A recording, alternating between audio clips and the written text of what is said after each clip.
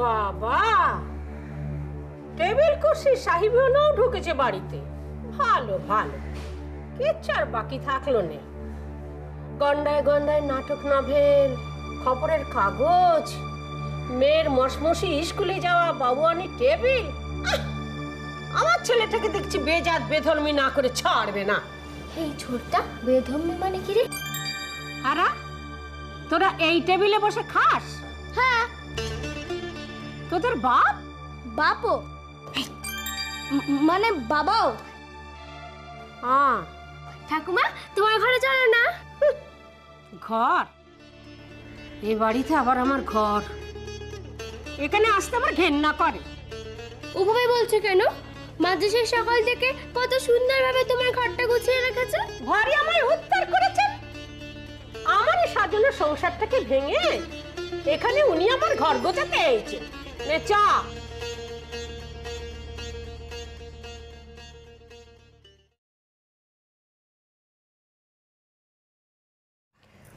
একটু জল খেয়ে নিন, অনেকটা রাস্তা এসেছেন। থাক, বুড়ো বয়সে ছেলেকে ভেন্ন করে দিয়ে এখন দরদ দেখানো হচ্ছে। সুবর্ণ, তোর মাকে বলে দে আমি প্রতিজ্ঞা করেছি তার হাতের অন্ন জল আমি খাবো না।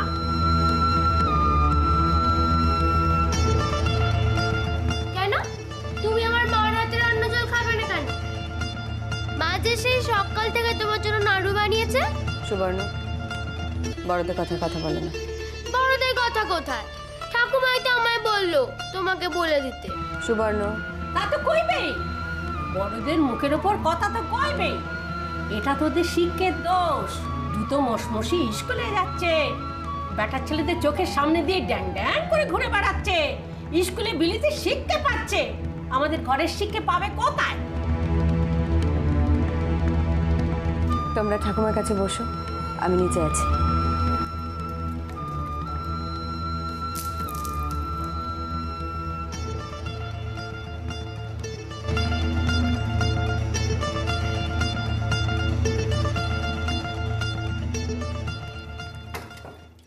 দাঁড়া,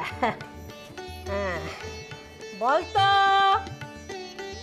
কি আছে এতে? এই যে কি আছে? সুবর্ণ, এদিকে আয়, এদিকে আয়। বলতো তোদের জন্য কি নিয়ে এইছি হাতে করে, খেলে জন্মে ভুলবি না। বলতো কি আছে এতে? কাঁঠাল। কপাল আমার, ডিবে করে কাঁঠাল নিয়ে এইছি। শহরে থাকলে এই হয়, বলি কাঁঠাল দেখেছিস কখনো? দেখো না কি আছে, দেখো না। সত্য। এই হাত ধুইছিস? ওর হাত ধোয়া নেই, আমার হাত ধোয়া। ও, এই এই দেখো, উনি বাবারি বাবারি, কি দোষী মেয়ে গো, কি দোষী মেয়ে। এই নে, দুজনে হাত পাত, দুজনে হাত পাত, দুজনে হাত পাত।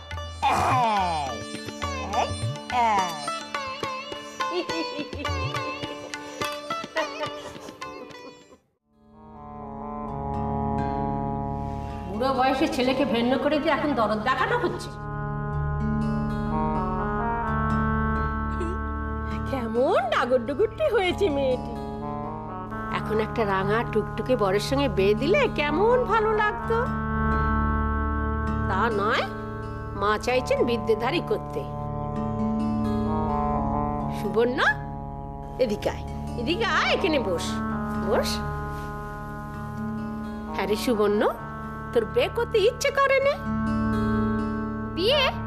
হ্যাঁ, একটা রাঙা টুকটুকে কার্তিকের মতো বর হবে, তোকে কত ভালোবাসবে, কত জিনিসপত্র আনবে।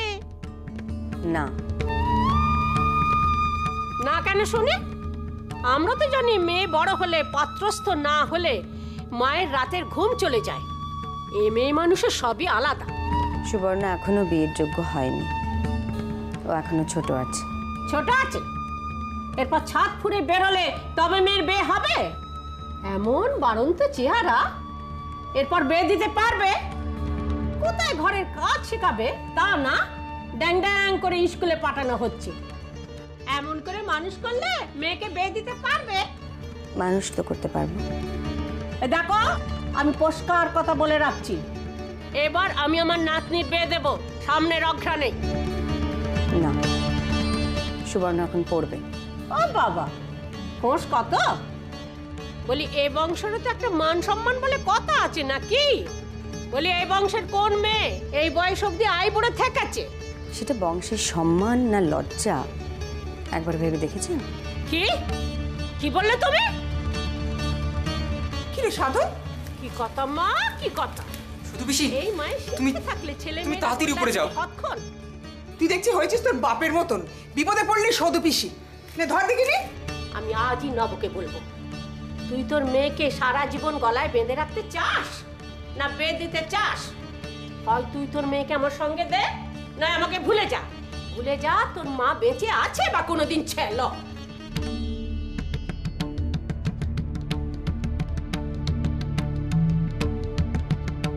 সুবর্ণ কোথাও যাবে না, আমার কাছে থাকবে। এই তো আমি ঠিক জানি তুমি এসে গেছো। দেখি পা দাও। দূরের বাইরে থেকে তোমার গলা পাচ্ছি। বলি বউয়ের গলা শুনতে গেলে তো পাশে বসেও কান পাততে হয়। এ আমার মামির গলা না হয়ে যায় না। খুব তো ঠেস দিয়ে কথা কইতে শিখেছিস। বলি বরে ফিরিয়ে নিয়ে যাবার পর থেকে মামির কথা আর মনে পড়ে না। তো কি করবো বলো মামি, সংসার নিয়ে এমন আষ্টে জড়িয়ে পড়েছি যে দম ফেলার সময় পর্যন্ত পাই না। হাসালি শুধু, ছেলে পুলে সংসার মায় বরটা পর্যন্ত সতীনের, আর তুই সময় পাস না। তা কি করবো বলো মামি, ফেলে তো আর দিতে পারি না। যাকে যাকে যাক, তুই এই পড়েছিস, খুব ভালো হয়েছে। কবরেজের মেয়ের কথা শুনতে শুনতে তো গলা আমার শুকিয়ে গেল। এক ঘটি জল দে তো। উমা সে কি, তুমি এসে থেকে জল খাওনি? জল দেখে দিব।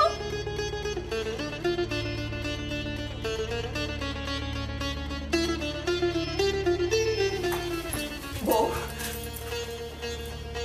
ঠাকুরজি, আমি কিন্তু তোমার মামিকে জল মিষ্টি দিয়েছিলাম, উনি আমার হাতে খাবেন না। আমি জানি তুই দিয়েছিস, তোর হাতে জল মিষ্টি খাবে অমন ভাগ্য করে সে আসেনি। চল দেখিনি, চল।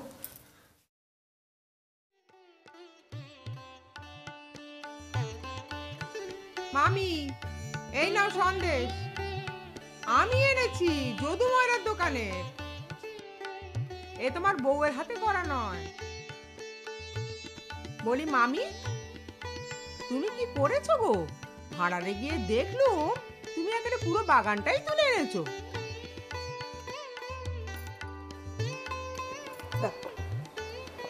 তা কি করব? আমার জুতো পরা স্কুলে যাওয়া সব নাতি নাতনি, তাদের জন্য তো দেশ গা বয়ে আনবই। বারুইপুরের বাণুজ্যদের মেয়ে জীবনে কাঁঠাল দেখেনি। আরে বাবা, 10 বছর বয়স হলো, কারোর চিন্তা নেই বিয়ের। তোমার নাতনির বিয়ের কথা বাদ দাও তো, তার চেয়ে তোমার বড় নাতির বিয়ের কথা ভাবো। 18 বছর বয়স তো হলো। আমার চেনা খুব বড় বংশের মেয়ে আছে, আমার সতীনের দিককার, এখানে খাঁটি বনেদি বাড়ি। জন্মস্তব চাঁদ সূর্যের মুখ পর্যন্ত দেখেনি, এই 8 পেরিয়ে 9 পড়বে। ঠাকুরজি, চাঁদ সূর্যের মুখ দেখেনি, মেয়ে চোখ ফুটেছে তো? ও কি কথা বউ, চোখ ফুটবে না কেন? না, বললেন না চাঁদ সূর্য দেখেনি, তার মানে তো অন্ধই করে রেখেছে। তা শখ করে অন্ধ করে রেখেছে এমন মেয়ে সাধন কি করবে? আমি জানতাম ছেলের বউ উনি আনবেন সরস্বতী। একটা অনর্থ না করে দেখছি যাবে না। তা অনর্থর কি আছে মা?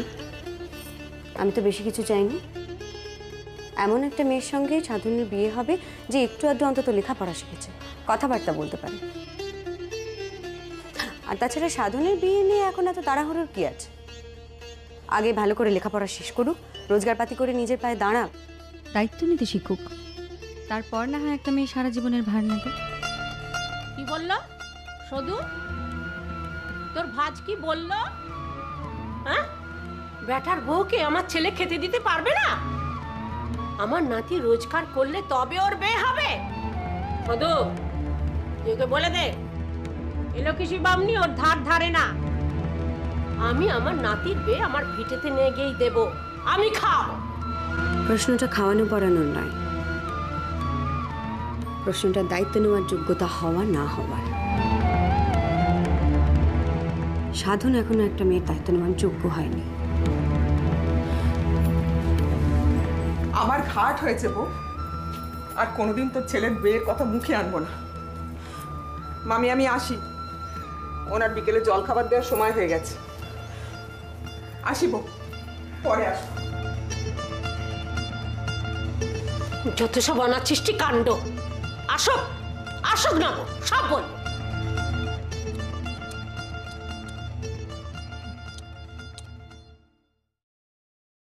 শুধু কত ভালো একটা সম্বন্ধ এনেছিল সাধনের, কত বড় বংশ। তো ওই বড় বংশের কথা কবরেজের মেয়ে কি বুঝবে? কিরে নব, তুই তো কিছুই কইছিস না। তুইও কি বইয়ের হাতে হ্যাঁ আর নাতে না মেলাবি? যা আমি তা বলেছি। হ্যাঁ,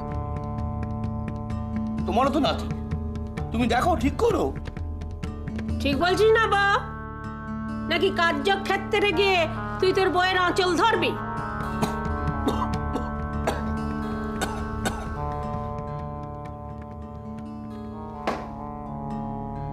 সেটা তুমি কবে দেখলে শুনি? ছেলে মেয়েদের সামনে আমার আর মুখ খোলাস না নব। ওরে ও সাধন, তুই তো কিছুই খাচ্ছিস নে, পথে নে নাড়াচাড়া করছে। আগো, ছেলেটারও তো বের বয়স হয়েছে, ওরও তো সেই আহ্লাদ থাকে নাকি? হ্যাঁ রে, তোর বন্ধুদের কারোর বিয়ে হয় না? হ্যাঁ হয়েছে তো, প্রায় সবারই হয়ে গেছে। ওই বিমানে শুধু হয়নি, ওরা তো বেমু। ওই দেখো দেখো, তোর বন্ধুর মায়েরা তো তোর মায়ের মতো বিদ্যাবতী নন। সংসারে যেটা হয় সেটাই তারা করেছেন বলে শুনলে তো? ও তো নিজে মুখেই বলছিল। জিজ্ঞেস করো, কি রে, বল না, বল না তোর মাকে, বল না। মানে ঠাকুমা জিজ্ঞাসা করছিল। তুমি দুটো গরম ভাত নেবে? না ঠিক আছে। সাধন আর কিছু নেবে? না। আরে নব, সুবর্ণও তো বেদযুগ্যের হয়ে গেল, এবার ওর কথা কিছু ভাব।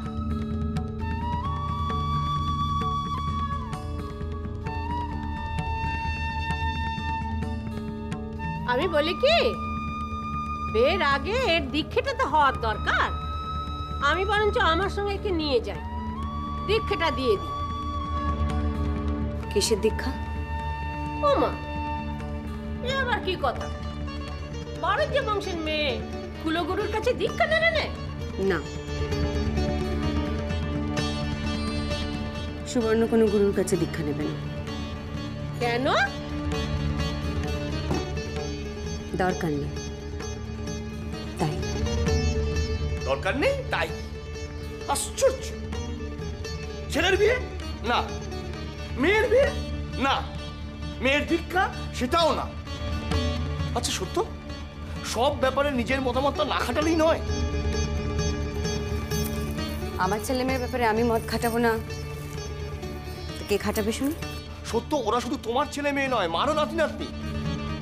সেটা মানো তো নাকি? সুবর্ণ দীক্ষা নেবেন। কেন? না না, আমাকে তুমি বোঝাও, দীক্ষা নিলে ক্ষতিটা কি? লাভটা কি হয় শুনি? আজ তোমার মা জেদ ধরেছেন সুবর্ণকে দীক্ষা দেবেন, আমি মেনে নেব। কাল উনি জেদ ধরবেন বিয়ে দেবেন, তখন কি বলবে? তখনও মেনে নিতে বলবে? আহ, কখন কি হবে তার জন্য এখন অশান্তি করছো কেন তুমি? তোমার মায়ের জেদ আমি ভুলে যাইনি। শ্বশুরমশাই মারা যাওয়ার পর সুবর্ণকে গায়ে নিজের কাছে রাখার জন্য উনি কি না করেছেন। মারা গেছেন নিন্দে করব না, কিন্তু তোমার বাবাও কম কিছু করেনি। কিছুতেই সুবর্ণকে পড়াতে দিতে চাইতেন না। সেদিন আমি জেদ না করলে তোমার মেয়ে একদিনে এক গলা ঘোমটা টেনে সংসার করত। আমি জোর করে জেদ করে সুবর্ণকে নিয়ে এসেছি, তা নিশ্চয়ই ওকে আজ ফিরিয়ে দেবো বলে। সুবর্ণ ওনার সঙ্গে যাবে না, দীক্ষা নেবে না, সুবর্ণর ওপর কারোর জোর খাটবে না। কারণ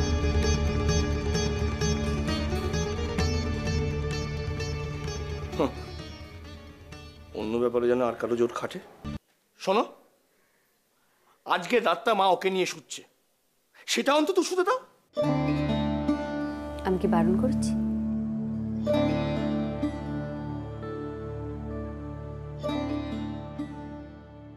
ঠাকুমা, আম বাগানটা কত বড়?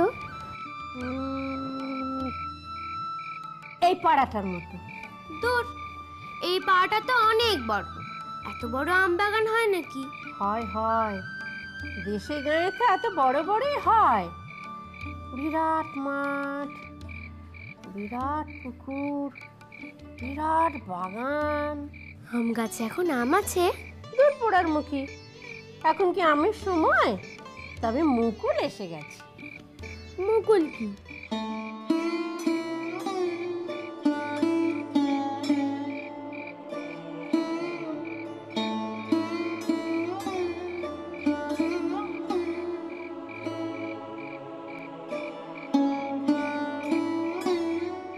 তুই বল তোর মাকে, তুই যাবি আমার সঙ্গে। মাঝে যেতে বারণ করেছে। তুই জোর কর, অন্যায় বারণ করবে কেন তোর মা? দেখে নিলে বুঝবি কত মজা। কিসের মজা? কত লোক, কত নতুন নতুন জামা, কত ভালো ভালো খাবার, উৎসব, আর আর কত ধুমধাম, আর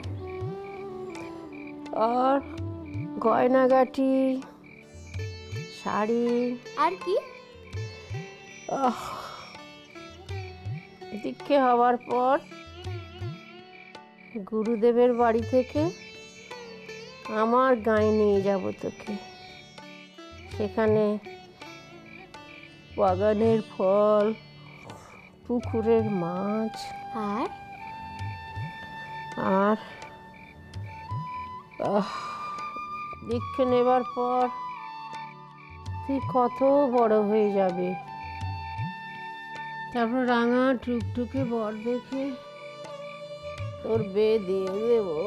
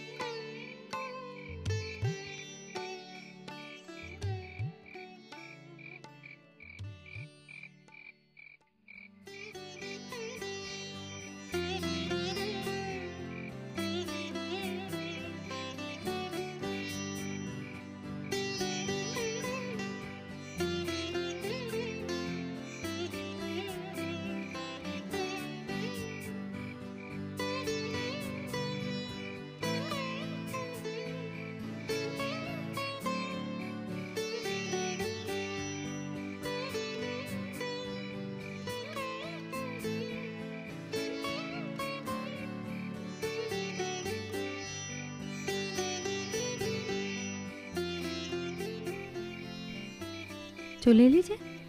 ঘুম আসছে না।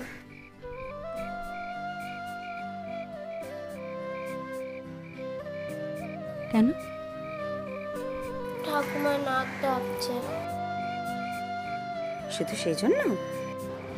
না, তবে তোমার কাছে ছাড়া আমার ঘুম হয় না। পাগল নেই আমার।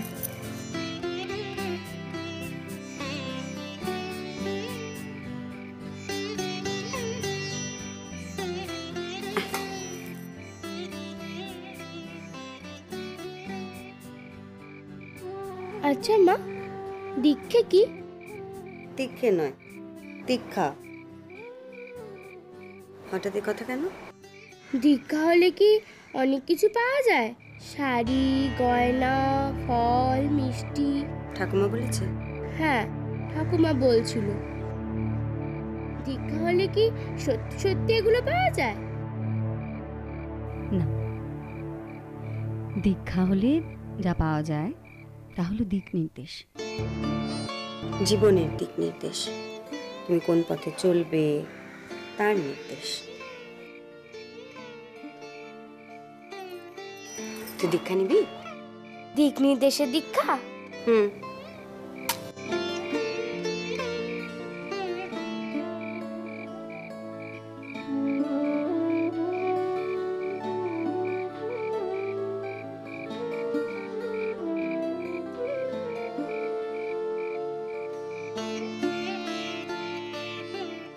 এদিকে আমার সামনে দাঁড়া। সুবর্ণ, দীক্ষা মানে নতুন জামা কাপড়, শাড়ি গয়না, ফল মিষ্টি নয়। দীক্ষা যা আমাকে জীবনে চালিয়ে নিয়ে চলবে।